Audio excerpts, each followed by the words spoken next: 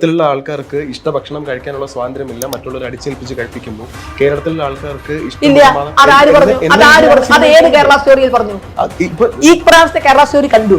ഞാൻ ട്രെയിലർ കണ്ടാൽ എന്താ പറഞ്ഞത്? അത് എവിടുത്തെ സംഭവം? മുഖ്യമന്ത്രിക്ക് പറ്റിയ പൊട്ടത്തരം പറ്റരുത്. Indoor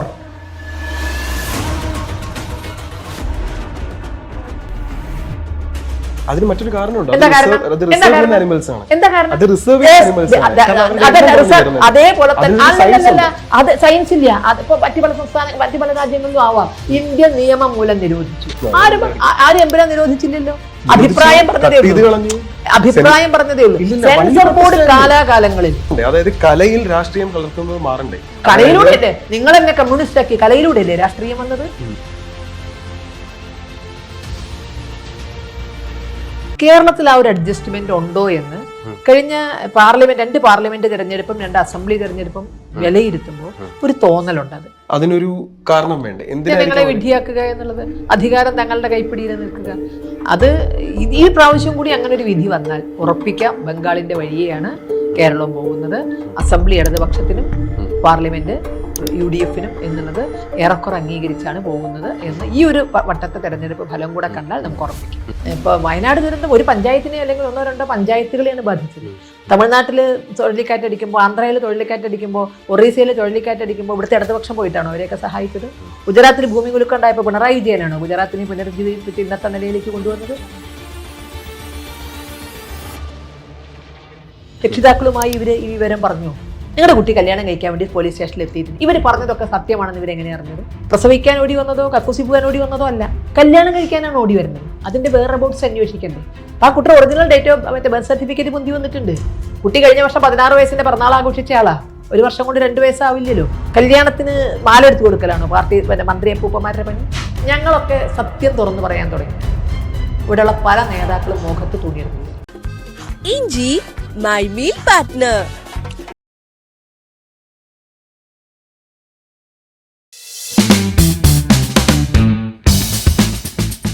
welcome to milestone makers presents talk of the town. This is Alin Shah and ഇന്ന് നമ്മുടെ കൂടെ ഉള്ളത് KP ശശികല ടീച്ചറാണ്. ടീച്ചർ നമസ്കാരം ആൻഡ് സ്വാഗതം. അപ്പോൾ നമുക്കറിയാം ഇലക്ഷൻ്റെ കാര്യങ്ങളൊക്കെ ഇങ്ങനെ മുന്നോട്ട് പോകുന്നു, നാമനിർദ്ദേശങ്ങൾ നോമിനേഷൻസ് ഒക്കെ ഇങ്ങനെ വന്നുകൊണ്ടിരിക്കുന്നു. ഇപ്പോൾ ഒരു രാഷ്ട്രീയ നിരീക്ഷകൻ എന്നുള്ള രീതിയിലും ഇത്രയും വർഷം ഒരു നല്ലൊരു ലീഡർ, ഹിന്ദു ഐക്യവേദി പോലെയുള്ള ഒരു സംഘടനയുടെ ലീഡർ എന്നുള്ള രീതിയിലും ഒക്കെ നിന്ന് നോക്കുമ്പോൾ നിലവിൽ ഇപ്പോൾ കേരളത്തിലെ ഒരു രാഷ്ട്രീയ അന്തരീക്ഷം എങ്ങനെയാണെന്നാണ് ടീച്ചർ നോക്കിക്കാണുന്നത്? ഇവിടെ കേരളത്തിലെ നിലവിലെ രാഷ്ട്രീയ അന്തരീക്ഷത്തെ വിലയിരുത്താൻ തക്കൊരു രാഷ്ട്രീയ പ്രവർത്തകയല്ല ഞാൻ ഹിന്ദു സംഘടനാ പ്രവർത്തകയാണ്. ആ നിലയിൽ ഹൈന്ദവ സമൂഹത്തിൻ്റെ ഭാഗത്തുനിന്ന് കേരളത്തിൻ്റെ രാഷ്ട്രീയം എങ്ങനെയാകണം എന്നുള്ള മോഹങ്ങൾ പങ്കുവെക്കാനും അത് സമാജവുമായി അത്തരത്തിലുള്ള കാര്യങ്ങൾ അവരിലേക്ക് എത്തിക്കാനുള്ള പരിശ്രമമാണ്. നേരെ മറിച്ച് ഒരു രാഷ്ട്രീയക്കാരൻ്റെ കൗശലത്തോട് കൂടിയിട്ട് കേരളത്തിൻ്റെ രാഷ്ട്രീയ രംഗം എങ്ങനെയാണ് എന്ന് പറയാൻ എനിക്ക് പറ്റില്ല. എങ്ങനെ ആകണം എന്നുള്ളതിൻ്റെ ആഗ്രഹം പങ്കുവെക്കുന്നതുകൊണ്ട് കുഴപ്പമില്ല. കാരണം കേരളം കുറച്ച് കാലങ്ങളായി ഒരു പക്ഷേ ഐക്യ കേരളത്തിൻ്റെ പിറവി മുതൽ ഒരു നെഗറ്റീവ് രാഷ്ട്രീയമാണ് കൈകാര്യം ചെയ്യുന്നത്. അത് കേരളത്തിൻ്റെ പുരോഗതിയെ ബാധിക്കുന്നുണ്ട്. ഈ നെഗറ്റീവ് രാഷ്ട്രീയം എന്ന് പറഞ്ഞാൽ ആര് ജയിക്കരുത് എന്നുള്ളതാണ് നമ്മൾ ചർച്ച ചെയ്യുന്നത്. ആര് ജയിക്കണം എന്നുള്ളതല്ല. ഒരു രാഷ്ട്രീയത്തിൻ്റെ ഭാഷ ആര് ജയിക്കണം എന്നുള്ളതാണ്.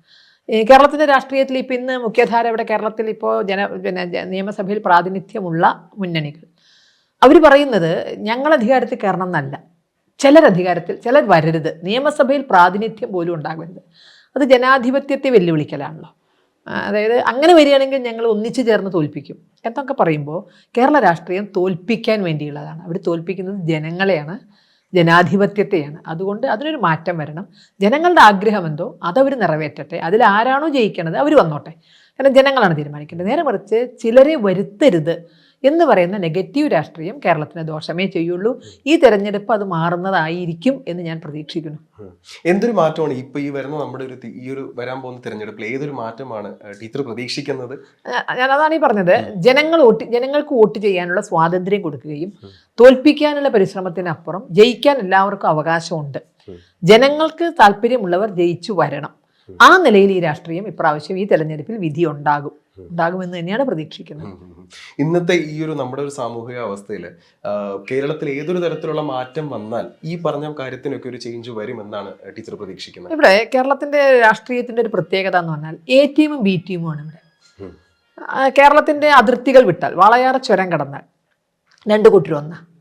രണ്ട് കൂട്ടരും ഇന്ത്യ മുന്നണിയുടെ ഭാഗമാണ്. ഇപ്പോൾ ഇവിടെ ഭരിക്കുന്നവരും പ്രതിപക്ഷത്തിരിക്കുന്നവരും കുത്തിന്ത്യ മുന്നണി എന്ന് പറയുന്ന വിധത്തിൽ ഇന്ത്യ മുന്നണിയുടെ ഭാഗമാണ് ഇവർ രണ്ട് കൂട്ടരും. അപ്പോൾ കേരളത്തിൽ ഒരു സൗഹൃദ മത്സരം കാഴ്ചവെക്കുകയാണ്. എ ടീമും ബി ടീമുമായി ചേർന്ന് ഒരു സൗഹൃദ മത്സരം കാഴ്ചവെക്കുകയാണ്. അതിലെ ആര് ജയിക്കണമെന്ന് പോലും അവർ തീരുമാനം എടുത്തിട്ടുണ്ടോ എന്ന് സംശയിക്കുന്നു. കാരണം ബംഗാളിലെ രാഷ്ട്രീയം അതാണ് കണ്ടത്. ബംഗാളിൽ ദീർഘകാലം CPM ഭരിച്ചു, ഇടതുപക്ഷം ഭരിച്ചു. പക്ഷെ ആ ഇടതുപക്ഷം ഭരിക്കുമ്പോൾ നമ്മൾ കാണുന്നത് അവർ അസംബ്ലിയിലേക്ക് മാത്രമേ ജയിക്കുന്നുള്ളൂ. പാർലമെന്റിലേക്ക് സ്ഥിരമായി ജയിച്ചു പോകുന്നത് കോൺഗ്രസ്സാണ് ബംഗാളിൽ നിന്ന്. അങ്ങനെയാണ് അത് അവർ തമ്മിലൊരു അണ്ടർസ്റ്റാൻഡിങ് ആയിരുന്നു. അതായത് പാർലമെന്റിൽ നിങ്ങൾ അസംബ്ലി ഞങ്ങൾക്ക്, അങ്ങനെ കോൺഗ്രസ് തീരെഴുതി കൊടുത്താൽ അതവിടെ പൊളിച്ചത് മമതാ ബാനർജിയാണ്. കോൺഗ്രസിന്റെ അകത്ത് നിന്ന് ആ സത്യം വിളിച്ചു പറഞ്ഞ് കോൺഗ്രസ് നിന്ന് പളർത്തി പുറത്തു പോകുന്നത് മമതാ ബാനർജിയാണ്. അതോടുകൂടി CPM-ന്റെ കഷ്ടകാലം അവിടെ ആരംഭിച്ചു. കാരണം ഈ ഒരു അഡ്ജസ്റ്റ്മെന്റ് രാഷ്ട്രീയത്തിന്റെ ഭാഗമായാണ് 3-3.5 പതിറ്റാണ്ട് ബംഗാൾ ഭരിച്ചത്. കേരളത്തിൽ ആ ഒരു അഡ്ജസ്റ്റ്മെന്റ് ഉണ്ടോ എന്ന് കഴിഞ്ഞ രണ്ട് പാർലമെന്റ് തെരഞ്ഞെടുപ്പും 2 അസംബ്ലി തെരഞ്ഞെടുപ്പും വിലയിരുത്തുമ്പോൾ ഒരു തോന്നലുണ്ട്. അത് അതായത് പാർലമെന്റിലേക്ക് കോൺഗ്രസ് പോവുക, അസംബ്ലി ഇടതുപക്ഷത്തിന് കൊടുക്കുക. അങ്ങനെ അവർ നമ്മളൊരു അണ്ടർസ്റ്റാൻഡിങ്ങിൽ എത്തിയിട്ടുണ്ടോ, അതിനുശേഷം നമുക്ക് മുന്നിൽ അഭിനയിക്കുകയാണോ എന്ന ന്യായമായ ഒരു സംശയം നിലനിൽക്കുന്നുണ്ട്. അതല്ല എങ്കിൽ പാർലമെന്റ് തൂത്തുവാരുമ്പോൾ ആ വോട്ടർമാരൊക്കെ എവിടെ പോകുന്നു? അസംബ്ലിയിലേക്ക് വരുമ്പോഴേക്കും. അസംബ്ലിയിൽ എങ്ങനെ മറിച്ചൊരു വോട്ടിംഗ് കാണുന്നത്? അസംബ്ലിയിൽ ഇടതുപക്ഷം ജയിച്ചു പോകുന്നു 2ാമത്തെ ഊഴത്തിലും. 3ാമത്തെ ഊഴവും എന്താ സംഭവിക്കുക നമുക്ക് പറയാറില്ല. അപ്പൊ 3ാമത്തെ ഊഴവും അങ്ങനെ ഇടതുപക്ഷത്തിന് വരികയാണെങ്കിൽ അത് അണ്ടർസ്റ്റാൻഡിങ് തന്നെയാണ് എന്ന് നമുക്ക് ഉറപ്പിക്കാം. കാരണം ഇവർ കേരളം വിട്ടാൽ ഒന്നാ, അവർ തമ്മിലുള്ള ഡീൽ ഉറപ്പിച്ചിട്ടുണ്ട്. ആര് ഏതൊക്കെ സീറ്റ് ജയിക്കണം, എങ്ങനെയൊക്കെ വേണം, ആർക്കൊക്കെ ഇട്ട് പണി കൊടുക്കണം എന്നൊക്കെ ഉള്ളത് അവർ തീരുമാനിച്ചിട്ടുണ്ട്. അപ്പം അങ്ങനെ ഒരു സൗഹൃദ മത്സരമാണ് കേരളത്തിൽ നടക്കുന്നത്. അതിന്റെ ഒരു റീസൺ എന്തായിരിക്കും ടീച്ചർ? ഇപ്പൊ ടീച്ചർ നോക്കി കാണുമ്പോൾ, അതായത് ഇപ്പൊ 2 പാർട്ടികൾ ഒരുമിച്ച് നിന്ന്, ഇപ്പൊ LDF-ഉം UDF-ഉം അല്ലെങ്കിൽ കോൺഗ്രസും ഒരുമിച്ച് നിന്ന് മറ്റൊരു പാർട്ടിയെ കയറി വരാൻ സമ്മതിക്കുന്നില്ല എന്ന് ടീച്ചർ പറയുമ്പോൾ അതിനൊരു കാരണം വേണ്ടേ? ജനങ്ങളെ വിഡ്ഢിയാക്കുക എന്നുള്ളത്, അധികാരം തങ്ങളുടെ കൈപ്പിടിയിൽ നിൽക്കുക, ജനാഭിലാഷം പ്രകടിപ്പിക്കരുത്. ജനങ്ങൾ അവരുടെ അഭിലാഷം പ്രകടിപ്പിക്കുന്നതിന് ഇവർ എന്ത് വില കൊടുത്തും തടയും. അതിന് ക്രോസ് വോട്ടിംഗ് ആണെങ്കിലും എന്തും അവർ ചെയ്യും. ജനാഭിലാഷമാണ് ജനാധിപത്യത്തിൽ കാണേണ്ടത്. പക്ഷെ അത് കേരളത്തിൽ വരരുത് എന്ന് അവർ തീരുമാനിച്ചിരിക്കുന്നു. അത് ഈ പ്രാവശ്യം കൂടി അങ്ങനെ ഒരു വിധി വന്നാൽ ഉറപ്പിക്കാം, ബംഗാളിന്റെ വഴിയെയാണ് കേരളം പോകുന്നത്. അസംബ്ലി ഇടതുപക്ഷത്തിനും പാർലമെന്റ് UDF-നും എന്നുള്ളത് ഏറെക്കുറെ അംഗീകരിച്ചാണ് പോകുന്നത് എന്ന് ഈ ഒരു വട്ടത്തെ തെരഞ്ഞെടുപ്പ് ഫലം കൂടെ കണ്ടാൽ നമുക്ക് ഉറപ്പിക്കാം. ഈ കഴിഞ്ഞ ഒരു 10 വർഷത്തെ ഇടതുപക്ഷ ഭരണം നമ്മുടെ കേരളത്തിൽ ഏതൊക്കെ രീതിയിലുള്ള നല്ല മാറ്റങ്ങൾ വന്നു എന്നാണ് ടീച്ചർ നോക്കി കാണുന്നത്? എനിക്ക് അങ്ങനെ നല്ല മാറ്റങ്ങൾ ഉണ്ടായിട്ടുണ്ടാകാം. പക്ഷേ കേരളം പോലൊരു സംസ്ഥാനത്ത് ഇങ്ങനെയല്ല ഭരണം മുന്നോട്ട് പോകേണ്ടത്. കാരണം ഇവിടെ ജനാധിപത്യത്തിലെ ഒരുപാട് അല്ലെങ്കിൽ രാഷ്ട്രീയ പ്രബുദ്ധതയുള്ള ജനങ്ങളാണ്. സ്വാതന്ത്ര്യപ്രാപ്തിക്ക് മുമ്പ് തന്നെ വിദ്യാഭ്യാസത്തിൽ നമ്മൾ മുന്നിലാണ്, ആരോഗ്യരക്ഷയിൽ നമ്മൾ മുന്നിലാണ്. ഇതിലേതെങ്കിലും ഒന്ന് നിലനിർത്താൻ ഇപ്പോൾ കഴിഞ്ഞിട്ടുണ്ടോ? ഈ 10 വർഷത്തെ ഇടതുപക്ഷം മാത്രമല്ല ഞാൻ ചിന്തിക്കുന്നത്, കേരളത്തിൻ്റെ ഭരണം കൊണ്ട്. ഇപ്പോൾ ഇവിടെ നമ്മൾ ഒന്ന് ചിന്തിച്ചാൽ 44 നദിയുണ്ട് കേരളത്തിൽ. അതിനേക്കാൾ ഒരു അരുവികളുണ്ട്, തോടുണ്ട്, എല്ലാം ഉണ്ട്. 8 മാസം നീണ്ട മഴക്കാലമുണ്ട്. ഒരു ലോറി സമരം വന്നാൽ മലയാളി ഭക്ഷണം കഴിക്കുക. നമ്മൾ വലിയ വലിയ വർത്തമാനങ്ങൾ പറയുന്നുണ്ട്. അവനവൻ്റെ നാടിനെ സ്വയം പര്യാപ്തമാക്കാൻ ഇവർ എന്ത് ചെയ്തിട്ടുണ്ട്? കാർഷിക രംഗത്തെ സ്വയം പര്യാപ്തതയ്ക്ക് എന്ത് ചെയ്തിട്ടുണ്ട്? കോടിക്കണക്കിന് രൂപ ചെലവഴിച്ചു. കൃഷി ഓഫീസർമാരെ തടഞ്ഞിട്ട് കേരളത്തിൽ നടക്കാൻ വയ്യ. നമ്മൾ 4 ആളെ കണ്ടാലും 3 ആളും കൃഷി ഓഫീസർമാരെന്നുള്ളതാണ്. അത്രയും കൃഷി ഓഫീസർമാർ ഇവിടെ ഉണ്ട്. കാർഷിക സർവകലാശാലകളുണ്ട്, കൃഷി ഓഫീസുകളുണ്ട്, ഏലാവികസനം എല്ലാം ഉണ്ട്.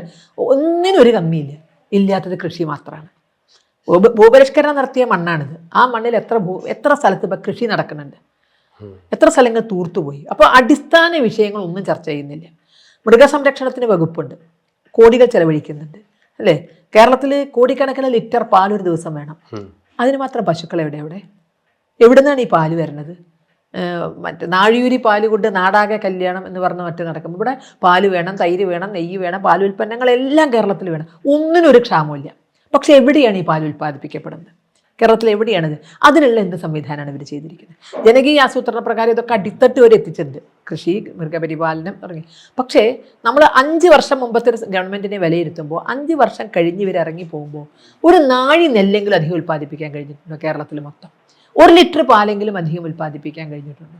ഇങ്ങനെ അടിസ്ഥാന വിഷയങ്ങളിലേക്ക് എത്തുക. സാധാരണക്കാരൻ്റെ തൊഴിൽ, അവൻ്റെ പാർപ്പിടം, ഭൂപരിഷ്കരണം നടത്തിയ ഭൂമിയാണിത്. ഇന്ന് ഇവിടെ ലക്ഷക്കണക്കിന് ആളുകൾ ഭൂമി ഇല്ലാത്തവരില്ലേ? അതേസമയം ലക്ഷക്കണക്കിന് ഏക്കർ കൈവശം വെച്ചവരുമില്ലേ? അപ്പോൾ 2ാം ഭൂപരിഷ്കരണത്തിന് സമയമായി. ലക്ഷക്കണക്കിന് വിദേശ കമ്പനികൾക്ക് പോലും ഇവിടെ ഭൂമിയുണ്ട്. ഹാരിസൺ മലയാളമൊക്കെ ഉദാഹരണമാണ്. ലക്ഷക്കണക്കിന്. അതേസമയം ലക്ഷക്കണക്കിന് ലാൻഡ്ലെസ് ആയ ആളുകൾ ഇവിടെയുണ്ട്. അതിന് അടിസ്ഥാന ജനവിഭാഗം മുമ്പിൽ, പട്ടികജാതി പട്ടികവർഗ വിഭാഗമാണ് മുന്നിൽ. അവരോട് മനുസ്മൃതിയെ പഠിപ്പിക്കാൻ പോണത്, അവരോട് ബ്രാഹ്മണിക്കൽ ഹെജിമണിയാണ് പറയണത്. അവർക്ക് വേണ്ടത് അവർക്ക് കിടപ്പാടാണ്, അവർക്ക് വേണ്ടത് ഭൂമിയാണ്, അവർക്ക് വേണ്ടത് വിദ്യാഭ്യാസമാണ്, അവർക്ക് വേണ്ടുന്ന സ്കോളർഷിപ്പുകൾ സമയത്ത് കൊടുക്കുന്നില്ല, ഇ ഗ്രാൻറ്റുകൾ സമയത്ത് കൊടുക്കുന്നില്ല, കേന്ദ്ര സംസ്ഥാന ഗവൺമെന്റുകളുടെ ഫണ്ടുകൾ ലാപ്സാക്കി കളയുന്നു. അവർക്ക് കൊടുക്കുന്ന കുറേ അവർക്ക് ആവശ്യമില്ലാത്ത കുറെ ഉട്ടോപ്യൻ ആശയങ്ങൾ, നിങ്ങളെ അന്ന് അങ്ങനെയായിരുന്നില്ലേ, ഇന്ന് ഇങ്ങനെയായിരുന്നില്ലേ, രാമായണത്തിൽ ശംഭൂകനെ കൊന്നില്ലേ, അല്ലെങ്കിൽ ഇത്തരം കാര്യങ്ങളാണ് അവർക്ക് ചർവിത ചർവണത്തിന് ഇട്ടുകൊടുക്കുന്നത്. അവരുടെ അടിസ്ഥാന വിഷയം ചർച്ച ചെയ്യുന്നില്ല. സംസ്ഥാനത്തും അതെ, അടിസ്ഥാന വിഷയം നോക്കാൻ ഇവർക്ക് ആർക്കും നേരമില്ല. പകരം ഇവർ ഇന്റർനാഷണൽ പൊളിറ്റിക്സ് ആണ് ചർച്ച ചെയ്യുന്നത്. കഴിഞ്ഞ പഞ്ചായത്ത് തെരഞ്ഞെടുപ്പിൽ കേരളം ചർച്ച ചെയ്തത് പാലസ്തീനായിരുന്നു. അതിനുവേണ്ടി ലക്ഷങ്ങളുടെ ജാഥ നടത്തി നമ്മൾ. ഗാസ പറഞ്ഞു. കേരളത്തിലൊരു പഞ്ചായത്ത് പ്രസിഡന്റ് വിചാരിച്ചാൽ പാലസ്തീന് മോചനം കൊടുക്കാൻ പറ്റുമോ? കേരളത്തിലൊരു വാർഡ് മെമ്പർ വിചാരിച്ചാൽ ഈജിപ്ത് ഇസ്രായേലിനെ നിലയ്ക്ക് നിർത്താൻ പറ്റുമോ? നമ്മൾ നമ്മുടെ ഗ്രാമത്തിൻ്റെ വികസനം ചർച്ച ചെയ്യുന്നതിന് പകരം പലസ്തീൻ വിഷയമാണ് കഴിഞ്ഞ പഞ്ചായത്ത്. കാരണം അതിന് വോട്ടുണ്ട് എന്ന് മനസ്സിലാക്കി. ഈ വോട്ടിന് വേണ്ടിയുള്ള ജാടകളല്ലാതെ ജനങ്ങളുടെ അടിസ്ഥാന വിഷയം ഇവരാരും ചർച്ച ചെയ്യുന്നില്ല. ഇവർക്കെല്ലാം പറയാനുള്ളത് പറഞ്ഞ 1000 രൂപ പെൻഷൻ കൊടുത്തതിൻ്റെ 1600 രൂപ പെൻഷൻ കൊടുത്തതിൻ്റെ ക്രെഡിറ്റ് അടിച്ചെടുക്കാനുള്ള ഒരു ശ്രമം മാത്രം. ഇപ്പോൾ ലേറ്റസ്റ്റ് നമ്മുടെ നോമിനേഷൻസ് വരുമ്പോൾ അല്ലെങ്കിൽ ഈ ലീഡേഴ്സിനെ മത്സരിക്കാനുള്ള ആൾക്കാരുടെ നാമങ്ങൾ പുറത്തു വരുന്നത് തുടങ്ങിയപ്പോൾ ഇപ്പോൾ ഭാരതീയ ജനതാ പാർട്ടിക്ക് ഇപ്പോൾ കേരളത്തിൽ മത്സരിക്കാൻ കുറച്ചുകൂടി സെലിബ്രിറ്റീസിൻ്റെ ഭാഗത്തു നിന്നുള്ള ഇൻവോൾവ്മെൻറ്റ് വരുന്നു എന്നുള്ളൊരു കാര്യം കേൾക്കുന്നു. അതായത് എക്സ് ബിഗ് ബോസ് കണ്ടസ്റ്റൻസ് വരുന്നു, സിനിമ സീരിയൽ ആർട്ടിസ്റ്റുകൾ വരുന്നു.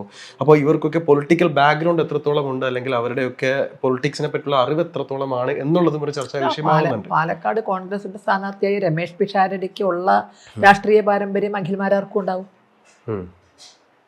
കേരളത്തിലെ പ്രതിപക്ഷത്ത് ഇപ്പം ഇരിക്കുന്ന, നാളെ ഭരിക്കൂ എന്ന് പറയുന്ന ഒരു പ്രസ്ഥാനമാണ് പാലക്കാട് പോലെ ഒരു പ്രസ്റ്റീജ് സീറ്റിൽ കൊണ്ടുപോയിട്ട് ഒരു കൊമേഡിയനെ നിർത്തിയിരിക്കുന്നത്. അദ്ദേഹത്തിന് എത്രത്തോളം രാഷ്ട്രീയ പാരമ്പര്യമുണ്ടോ അത്രയും രാഷ്ട്രീയ പാരമ്പര്യം അഖിൽമാരാർക്ക് കാണും. കേരളത്തിന് നമ്മൾ തമിഴ്നാടിനെയൊക്കെ കുറ്റപ്പെടുത്തിയിരുന്ന തെലങ്കാന, അതൊക്കെ ഇപ്പം എല്ലാവരും മറന്നില്ലേ? എല്ലാവരും അത്ര അപ്പം അവർക്ക് താല്പര്യമുള്ളവരെ അവർ മത്സരിപ്പിക്കട്ടെ. ഇപ്പം BJP-യുടെ സ്ഥാനാർത്ഥികളെ പറ്റി പറയാൻ ഞാൻ ആളല്ല, കാരണം ഞാൻ BJP മെമ്പറല്ല, അതിൻ്റെ രാഷ്ട്രീയം ഫോളോ ചെയ്യുന്ന ആളുമല്ല.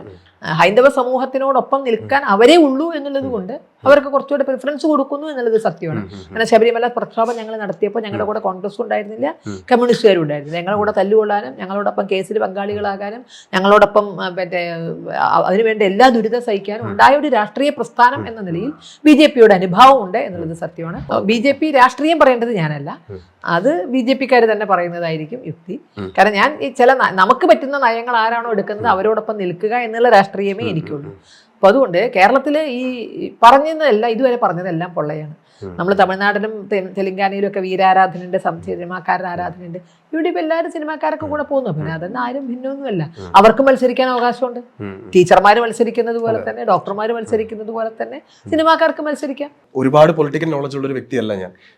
ബട്ട് സ്റ്റിൽ ഇപ്പോൾ കഴിഞ്ഞൊരു 10 വർഷം നമ്മൾ എടുക്കുകയാണെന്നുണ്ടെങ്കിൽ നമ്മുടെ നാട് പലതരത്തിലുള്ള പ്രശ്നങ്ങളിലൂടെ കടന്നുപോയി. പ്രത്യേകിച്ചും കേരളം നമ്മളൊരു മഹാമാരി നേരിട്ടു 2018. അത് കഴിഞ്ഞ് നിപ്പ പോലൊരു മഹാമാരി, അതൊരു അത്രയും വലിയൊരു കാര്യം നമ്മൾ അത് ഓവർകം ചെയ്തു.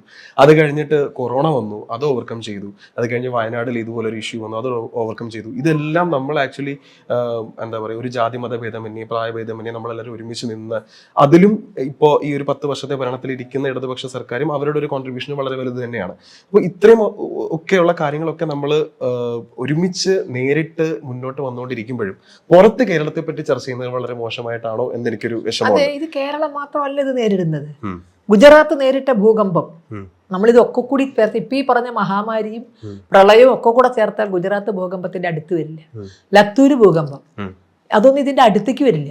ഇപ്പോൾ വയനാട് ദുരന്തം ഒരു പഞ്ചായത്തിനെ അല്ലെങ്കിൽ 1-2 പഞ്ചായത്തുകളെയാണ് ബാധിച്ചത്. മറ്റത് അങ്ങനെയല്ല, ഒരു വിശാലമായ ഏരിയയെ, ലക്ഷക്കണക്കിന് ആളുകളെ, നൂറുകണക്കിന് ആളുകളുടെ മരണം. അപ്പോൾ അതേപോലെ തന്നെ മോർവി അണക്കെട്ട് ദുരന്തം, ഉത്തരകാശിയിലുണ്ടായ ഭൂകമ്പം.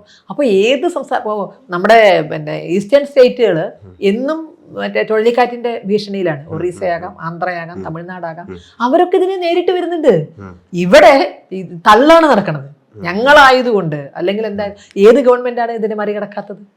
തമിഴ്നാട്ടിൽ ചുഴലിക്കാറ്റടിക്കുമ്പോൾ, ആന്ധ്രയിൽ ചുഴലിക്കാറ്റടിക്കുമ്പോൾ, ഒറീസയിൽ ചുഴലിക്കാറ്റടിക്കുമ്പോൾ ഇവിടുത്തെ ഇടതുപക്ഷം പോയിട്ടാണോ അവരെയൊക്കെ സഹായിച്ചത്?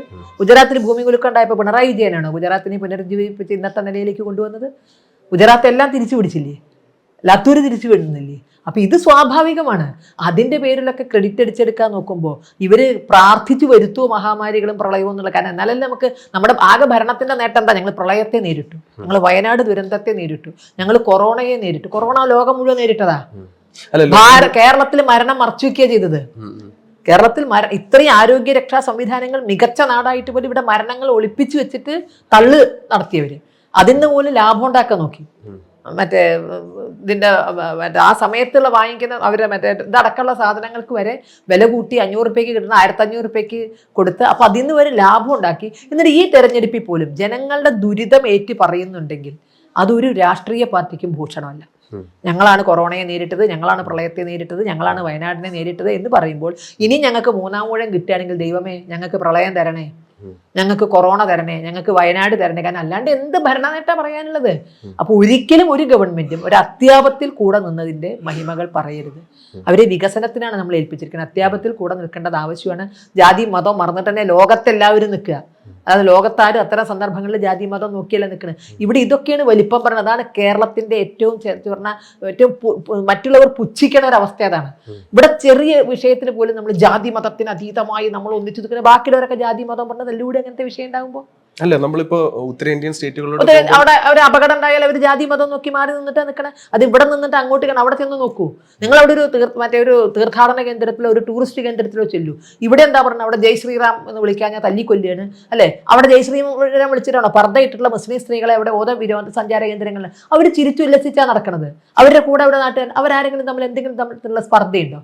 വിഷയം ഉണ്ടാകുമ്പോൾ അത് ഇവിടെ മാറാട് നടന്നത് കേരളത്തിലല്ലേ? 1921 വർഗീയലഹള നടന്നത് കേരളത്തിലല്ലേ?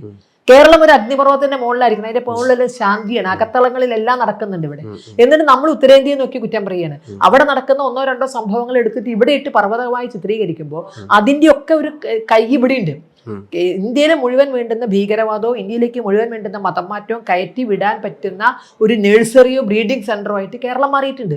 അപ്പൊ ഇത് വെച്ചുകൊണ്ടാണ് നമ്മൾ ഉത്തരേന്ത്യ ചർച്ച ചെയ്യുന്നത്. ഇവിടെ ജാതി എന്ത് വിഷയം വന്നാലും ജാതി മതത്തിന് അതീതമായി ജാതി മതത്തിന് അത്രമാത്രം ജാതി മതങ്ങളൊന്നും ഇവിടെ തമ്മിൽ അകന്നിട്ടില്ല.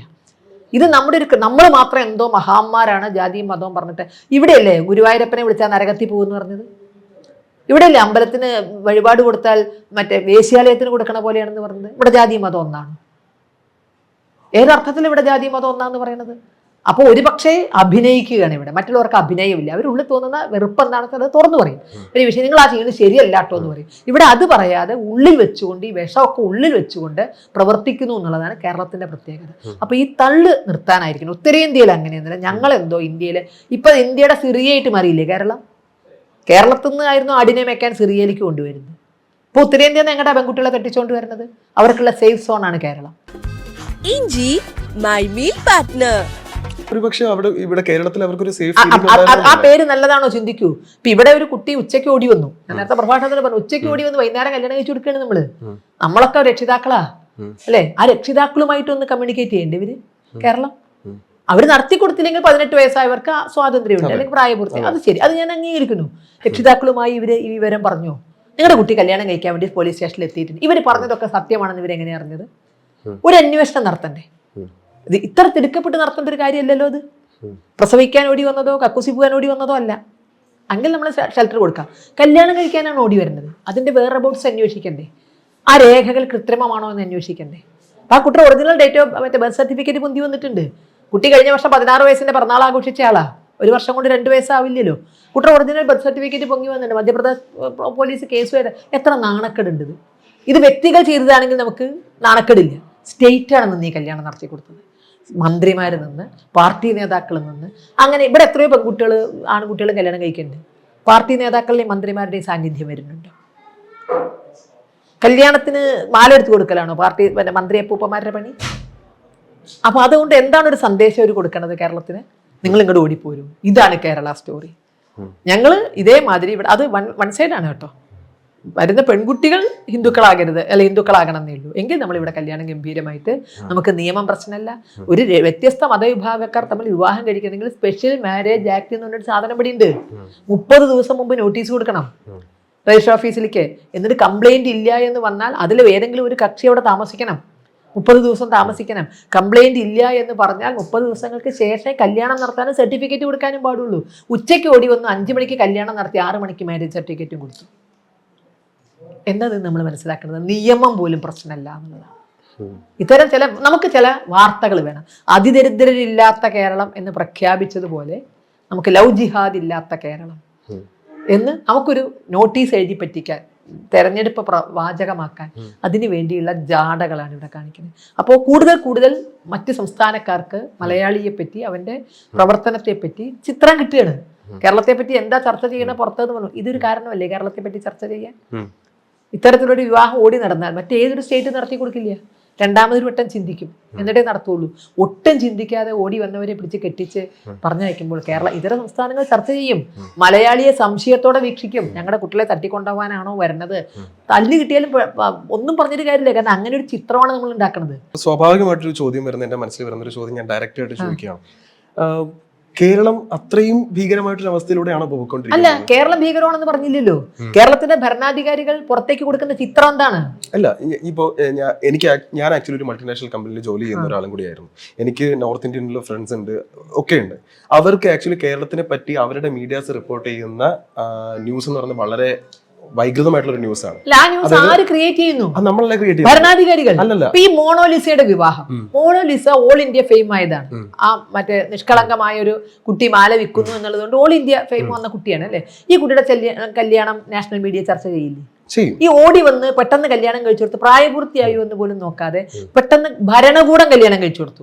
അവരോടിപ്പോയി ഒരു രജിസ്ട്രേഷൻ ഓഫീസിൽ പോയി കല്യാണം കഴിച്ചിരുന്നെങ്കിൽ ഒരിക്കലും നാഷണൽ മീഡിയ ആ തരത്തിൽ ചർച്ച ചെയ്യില്ല. നേരെ മറിച്ച് ഇവിടെ ഭരണകൂടം നിന്ന് കല്യാണം നടത്തി കൊടുത്തു, നാഷണൽ മീഡിയ ചർച്ച ചെയ്യില്ലേ?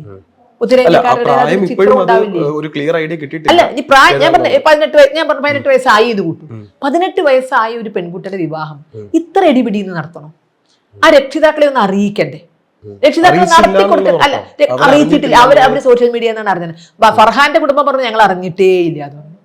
ആ ഭർത്താവിന്റെ കുടുംബം പറഞ്ഞു ഞങ്ങൾ അറിഞ്ഞിട്ടേ ഇല്ല, ഞങ്ങൾക്ക് സ്വീകരിക്കാൻ പറ്റില്ല, കാരണം കുട്ടി ഹിന്ദുവാണ്, ഞങ്ങൾക്ക് സ്വീകരിക്കാൻ പറ്റില്ല. അത് പോലീസുകാർക്ക് മുന്നിൽ പറഞ്ഞിട്ടാണ് വിവാഹം നടത്തിയതെങ്കിൽ ന്യായം ഉണ്ടായിരുന്നു. 2 കുട്ടിയുടെയും രക്ഷിതാക്കളെ വിളിച്ചു, ചില കുട്ടികൾ ഞങ്ങളുടെ കസ്റ്റഡിയിലുണ്ട്, ഒരു കല്യാണം കഴിക്കണം എന്ന് പറയുന്നു. നിങ്ങളുടെ അഭിപ്രായം എന്താ? നിങ്ങൾ നടത്തി കൊടുക്കൂ. നടത്തി കൊടുത്തില്ലെങ്കിൽ ഇവർക്ക് പ്രായപൂർത്തിയായിട്ടുണ്ട് എന്ന് വന്നാൽ ഞങ്ങൾ നടത്തി കൊടുക്കും. രേഖകൾ അത് മര്യാദയുടെ ഭാഷയാണ്, അത് നിയമത്തിന്റെ ഭാഷയാണ്. പക്ഷെ ആ ഒരു വഴി കേരള പോലീസ് ചെയ്തു. ഉടനെ എന്തിനാണ് മന്ത്രിമാര്, പോലീസുകാർക്ക് ചെയ്യാനുള്ളതല്ലേ ഉള്ളൂ ഇത് അല്ലേ? എന്തിനാണ് ഒരു അമ്പലത്തിൽ കെട്ടി കൊണ്ടുപോയത്? അമ്പലത്തിൽ വിവാഹം നടക്കണമെങ്കിൽ 2 ഹിന്ദുക്കളുടെ കല്യാണം നടത്താനേ അമ്പലത്തിന് അവകാശമുള്ളൂ. ഇല്ല, നമ്മുടെ നാട്ടില് ഹിന്ദുക്കളുടെ കല്യാണം നടത്താൻ പള്ളികൾ തുറന്നു കൊടുക്കാറുണ്ട്. അത് അമ്പലത്തിൽ അത് കല്യാണത്തിന് വേദിയാവുന്നു. കല്യാണത്തിന് വേദിയാകണം ഒരു അമ്പലത്തിൽ വെച്ച്. കാരണം അമ്പലമാണ് സർട്ടിഫിക്കറ്റ് കൊടുക്കുന്നത്. അല്ല, നിയമമുണ്ടെന്ന്, തെറ്റല്ലോ, നിയമമുണ്ട്. അമ്പലത്തിന് സർട്ടിഫിക്കറ്റ് കൊടുക്കണം. കാരണം അവിടെയാണ് വിവാഹം നടക്കുന്നത്. അവരാണിത് സർട്ടിഫിക്കറ്റ് കൊടുക്കണമെങ്കിൽ ഇവിടെ വെച്ച് വിവാഹം നടന്നു എന്നുള്ള സർട്ടിഫിക്കറ്റ് കൊടുക്കേണ്ടത് അവരാണ്. അപ്പൊ അമ്പലത്തിൽ വിവാഹം നടക്കണമെങ്കിൽ കൃത്യമായി നിയമമുണ്ട്. 2 ഹിന്ദുക്കളുടെ കല്യാണമേ നടത്താവൂ. മനസ്സിലായോ? അതിന് കാരണം സ്പെഷ്യൽ മാരേജ് ആക്ട് മറ്റേനുണ്ട്. 2 വ്യത്യസ്ത മതത്തിൽപ്പെട്ടവർ കല്യാണം നടത്തുമ്പോൾ സ്പെഷ്യൽ മാരേജ് ആക്ട് അനുസരിച്ചേ നടത്താവൂ. ശരിക്കും റിയൽ കേരള സ്റ്റോറി എന്താണ്? ശരിക്കും റിയൽ കേരള സ്റ്റോറി കേരളത്തിലെ അഭിനയമാണ്. എല്ലാ രംഗത്തും ഒരുപാട് നന്മകളുള്ളവരാ മലയാളികൾ. ഒരുപാട് വിദ്യാഭ്യാസവും എല്ലാം മനസ്സിലുണ്ട്, നമുക്ക് മഹിമയൊക്കെ ഉണ്ട്. പക്ഷേ ഉള്ളിലുള്ള അഭിപ്രായം തുറന്നു പറയില്ല. ഇപ്പോ ഈ ലവ് ജിഹാദിൽ ആണ് കേരള സ്റ്റോറിയുടെ വിഷയം പറഞ്ഞത് അല്ലേ? അതൊരു പക്ഷെ സംഘപരിവാർ ഉണ്ടാക്കുന്ന ഒരു മറ്റേ കൃത്രിമ അജണ്ടയാണ്. ശരി, ഞങ്ങളൊക്കെ സത്യം തുറന്നു പറയാൻ തുടങ്ങിയാൽ ഇവിടെയുള്ള പല നേതാക്കളും മുഖത്ത് തുണിയിടേണ്ടി വരും. പക്ഷെ തുറന്നു പറയാൻ പറ്റില്ല. പല പെൺകുട്ടികളെ സംബന്ധിച്ച കേസാണ്. അവരുടെയൊക്കെ വീടുകളിൽ വിഷയം വന്നാൽ അവർ വിളിക്കാൻ ഞങ്ങളെ, ഇങ്ങനൊരു പ്രശ്നമുണ്ട് കേട്ടോ, കുട്ടിയെ ഒന്ന് രക്ഷപ്പെടുത്തി തരാൻ പറ്റുമോ, കുട്ടിയെ ഒന്ന് കൗൺസിലിങ്ങിന് വിധേയമാക്കാൻ പറ്റുമോ, ഈ കേസൊന്ന് ഊരിക്കൊണ്ടുവരാൻ പറ്റുമോ എന്ന് ചോദിച്ചിട്ട് സഖാക്കളാകട്ടെ കോൺഗ്രസ്സുകാരാകട്ടെ, അതവിടെ ഞങ്ങൾ സത്യം തുറന്നു പറഞ്ഞാൽ പലരുടെയും മുഖത്ത് ഈ ലവ് ജിഹാദ് ഇല്ല, കേരള സ്റ്റോറി ഇല്ല എന്നൊക്കെ പറയുന്നവരുടെ മുഖത്ത് തുണിയിടേണ്ടി വരും. കാരണം അത്രമാത്രം കേസുകൾ ഇവിടുത്തെ ഹൈന്ദവ സംഘടനകളുടെ അടുത്തുണ്ട്. തുറന്നു പറയാൻ നമുക്ക് പരിമിതിയുണ്ട്, കാരണം പെൺകുട്ടികളുടെ ഭാവിയെ സംബന്ധിച്ച വിഷയം. അതുകൊണ്ട് പലതും നമുക്ക് തെളിവ് എവിടെയെന്ന് ചോദിച്ചാൽ ഈ കുട്ടികളെ കൊണ്ടിട്ട് പത്രസമ്മേളനം നടത്താൻ പറ്റില്ല, കാരണം പെൺകുട്ടികളുടെ ഭാവിയാണ്. നിമിഷ ഫാത്തിമ മിഥ്യയാണോ? സിറിയയിലേക്ക് പോയത് മിഥ്യയാണോ? കോടികൾ ചെലവഴിച്ച് അഖിലയെ ഹാദിയാക്കിയത് മിഥ്യയാണോ? അങ്ങനെ എത്ര കേസുകൾ? ഒന്നോ രണ്ടോ കേസേ ഉള്ളൂ എങ്കിലും ചർച്ച ചെയ്യണ്ടേ? അതിലൊരു പക്ഷേ എന്തെങ്കിലും കേരള അശാസ്ത്രീയത സ്റ്റോറി ഉണ്ടെങ്കിൽ പോലെയുള്ള ഒരു സിനിമയിൽ പറഞ്ഞത് ആയിരക്കണക്കിന് ഇല്ല 22,000 അതിൽ 3 കുട്ടികളുടെ കഥ വെച്ചിട്ടാണ് ആദ്യത്തെ കേരള സ്റ്റോറി പറഞ്ഞത്. 22,000 44,000 അല്ല ഇവിടെ കേസുകളിൽ പെടുന്നത്. 22,000 44,000 അല്ല കോടതി കേസുകളിൽ ഇടപെട്ടത് പെടുന്നത്. മാറ്റുകയും ചെയ്തിട്ടുണ്ട്. കേസുകളിൽ പെടുന്നത് കോടതി ഇടപെട്ടിട്ട് മാറ്റിയിട്ടുണ്ട്. അതിന് കേസുകളിൽ പെടുന്നത് 22,000 44,000 അല്ല എന്നുള്ളത് പറയാൻ പറ്റുക ഞങ്ങൾക്കാണ്. ഓരോ ഹിന്ദു സംഘടനാ പ്രവർത്തകരും ഇതുമായി ബന്ധപ്പെട്ട് എന്താണ് ചെയ്യാൻ പറ്റുക? കൗൺസിലിങ്ങിന്റെ സെന്ററുകളുണ്ട്, കൗൺസിലിങ്ങിന് കൊണ്ടുപോകുന്നുണ്ട്. പല എന്തിൽ നിന്നാണ് ശരിക്കും കൗൺസിലിംഗ് കൊടുക്കുന്നത്? ആക്ച്വലി എന്തിൽ നിന്നാണ് കൗൺസിലിംഗ് കൊടുക്കുന്നത്? കൗൺസിലിംഗ് കൊടുക്കാന്ന് വെച്ചാൽ അവരെ വഞ്ചിച്ചാണ് കൊണ്ടുപോകുന്നത്. കാരണം ഇതിൽ കാപട്യമുണ്ട്. ഇത് പ്രണയമല്ല, ഇത് പ്രണയമല്ല. പ്രണയത്തിൽ ഞാൻ ചോദിച്ചോട്ടെ, പ്രണയം എന്ന് പറഞ്ഞാൽ രണ്ടുപേര്, താങ്കളൊരു പെൺകുട്ടിയെ കണ്ടാൽ പ്രേമിക്കുന്നെങ്കിൽ അവൾ എന്താണോ അവളായിട്ടാണ് അവളെ പ്രേമിച്ചിരിക്കുന്നത്. അവളുടെ വേഷം കണ്ടിട്ടാണ് ഇഷ്ടപ്പെട്ടിരിക്കുന്നത്, അവളുടെ മുഖം കണ്ടിട്ടാണ് ഇഷ്ടപ്പെട്ടിരിക്കുന്നത്, അല്ലെ? അവളുടെ പേര് കണ്ടിട്ടാണ് ഇഷ്ടപ്പെട്ടിരിക്കുന്നത്. പക്ഷെ പ്രണയം സാഫല്യത്തിലെത്തിയാൽ അവൾക്ക് ആ പേര് പറ്റില്ല, അവൾക്ക് ആ വസ്ത്രം പറ്റില്ല, അവൾക്ക് അവളുടെ മുടി കാണിക്കാൻ പാടില്ല. അപ്പൊ അവിടെ വഞ്ചനയില്ലേ? സ്വന്തം മാതാപിതാക്കളെ പോലും ഉപേക്ഷിച്ച് പ്രണയ സാഫല്യത്തിന് വേണ്ടി ഒന്നാകുമ്പോൾ അവിടെ എങ്ങനെയാ മതം വരണത്? നിങ്ങൾ 2 മതത്തിൽ നിൽക്കൂ, ഞങ്ങൾ ചോദ്യം ചെയ്യില്ല. ഹിന്ദുവായിട്ട് മുസ്ലിമായിട്ട് നിൽക്കട്ടെ. എന്താ ലൈംഗിക ബന്ധത്തിന് പ്രശ്നമുണ്ടോ? മക്കളുണ്ടായാൽ പ്രശ്നമുണ്ടോ? വ്യത്യസ്ത മതവിഭാഗങ്ങൾ കല്യാണം കഴിക്കും, അത് പരിശുദ്ധ പ്രണയമാണെന്ന് ഞങ്ങൾ പറയാം. നേരെ മറിച്ച് കല്യാണം കഴിച്ചാൽ പൊന്നാനി പോണെന്നോ, അല്ലെങ്കിൽ മറ്റേ കോഴിക്കോട് മോത്താറ് കേന്ദ്രത്തിൽ പോണെന്നോ, ഗ്രീൻ വാലി പോണെന്നോ, സത്യസരണി പോണെന്നോ അതാണ് ഞാൻ ചോദിച്ചിരുന്നത്. അത് ഇപ്പൊ നമ്മൾ ഈ പൊന്നാനി കൊണ്ടുപോകുന്ന ഇങ്ങനത്തെ പരിപാടിക്ക് ഇപ്പോഴും ഉണ്ട്. സത്യസരണിയിലും ഗ്രീൻ വാലിയിലും പൊന്നാനിയിലും മാസങ്ങൾ നീണ്ട മതപഠനം നടത്തി തന്നെയാണ് ഈ കുട്ടികളെ വീട്ടിലേക്ക് എടുക്കുന്നത്. അതിനെയാണ് ഞങ്ങൾ ചോദ്യം ചെയ്യുന്നത്. ഒരു പരിശുദ്ധ പ്രണയത്തെയും ഞങ്ങൾ ചോദ്യം ചെയ്യുന്നത്. ഞാൻ അതിന് പറയാറുള്ള കാര്യം, പരമശിവനും പാർവതിയും തമ്മിലുള്ള പ്രണയമാണ് മാതൃക. പാർവതി പരമേശ്വരനെ പ്രണയിച്ചിട്ടാ കല്യാണം കഴിച്ചത്, അല്ലേ? പക്ഷേ പാർവതി പരമേശ്വരനെ അർദ്ധനാരീശ്വരന്മാരായിട്ട് ചേർന്നു. അപ്പോ എങ്ങനെയാ അർദ്ധനാരീശ്വരൻ നോക്കൂ, ശിവൻ തലയിൽ ജട കെട്ടിയിട്ടാ, പാർവതി പിന്നെ മുടി ചീന്തി പൂ വെച്ചിട്ടാണ്, അല്ലെ? ശിവൻ പാമ്പിനെ കഴുത്തിലിട്ടുണ്ട്, പാർവതി ആഭരണ കഴുത്തിലിട്ടുണ്ട്. ശിവൻ പുലിത്തോൽ എടുത്തിരുന്നു, പാർവതി പട്ട എടുത്തിട്ടുണ്ട്. അപ്പൊ സ്ത്രീ എന്താണോ അതായിട്ടാണ് പ്രണയ സാഫല്യം നടത്തിയിരിക്കുന്നത്.